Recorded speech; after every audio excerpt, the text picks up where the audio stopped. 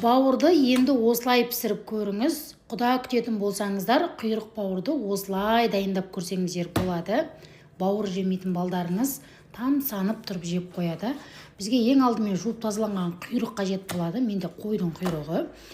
Барлығын кесіп аласыздар видеодағыдай. Сосын бауыр қажет болады. Бауырдың сыртындағы пленкасын алып тастаймыз.